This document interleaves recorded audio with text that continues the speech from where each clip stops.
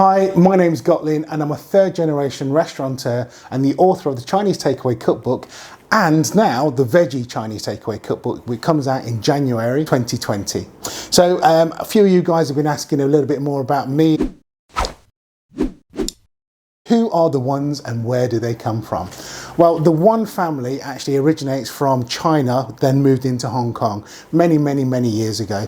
My dad was born in Hong Kong, grew up in the New Territories in a little village called Tam Shu Hang, where they grew rice and there were, I suppose, village farm life. The people that live in that area are known as Hakka people.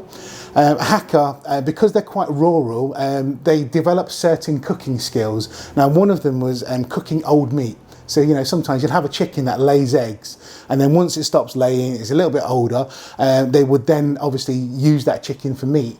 So they learned how to roast and slow cook meat, so it still was tender and not tough and chewy. So that's where we come from. So how did the Wans become restaurateurs? Well, back in the 1950s, after the China Civil War, a lot of the Chinese people started to jump the border and move into Hong Kong. Now, obviously, that disrupted the village because when I say we bordered the village, we're talking a couple of 100 meters.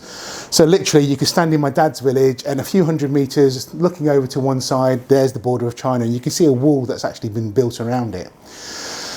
Because of the uproar and the civil uprising, a lot of the Chinese jumped the border and they were coming into the village. And my granddad, being from Hong Kong, which was under British rule at the time, was given then a pass to migrate over to the UK. He first ended up in Northampton, finally came to Leicester and realised that Leicester didn't at the time have a Chinese restaurant and decided to open up a chop suey house called the Hung Lao. And that's how we became restaurateurs. How long have I been cooking?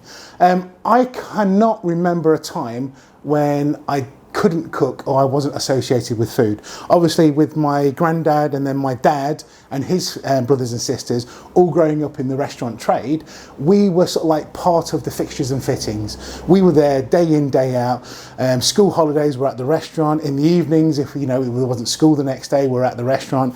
And we've always been able to cook. I suppose because we've watched the chefs and we've watched, the family cook meals, we've kind of like always been able to do it. So I can't tell you when I couldn't cook. All I know is that from year dot, pretty much, I've been able to cook. So what made you write a book? I've been teaching martial arts. Now this is weird, I'm going to go around this in a long way. So I started teaching martial arts back in 99, 2000 I guess it was. And passing over the knowledge that I've picked up over the years has been something that I've really enjoyed doing. Now one day I sat down and I thought, you know what, it'd be quite nice to share some of the recipes that were shared with me via the restaurant and my dad and my granddad and aunties and uncles and create a cookbook. So I actually created my first cookbook, which hasn't been published yet. It's called Chinese Soul Food, and it was the food that we ate at staff dinner or at family parties. So it was a little bit different to the Chinese takeaway and restaurant food that you see here in the UK and America and the Netherlands actually. And it wasn't until Sarah Lavelle and Claire Halton, my agent, suggested that maybe I should write a book that was more mainstream. And it took me 2 weeks to write and Chinese Takeaway was born. And really all it was me sharing recipes that we were cooking in the restaurant over the last 30, 40 years. Do you enjoy being in front of the camera on stage? Well, here I am in front of a camera talking to you guys. I love it. I love the attention. I'm not going to lie. When I teach martial arts, I get the same kind of buzz in the sense that, the room full of people there. Because I did this as a job and because I watched my family do this right throughout the last 30, 40 years, I've been able to pick up tips and tricks. And I love being able to share that with you guys. So there's a little bit more about me. Hope you enjoyed. See you soon. Bye-bye.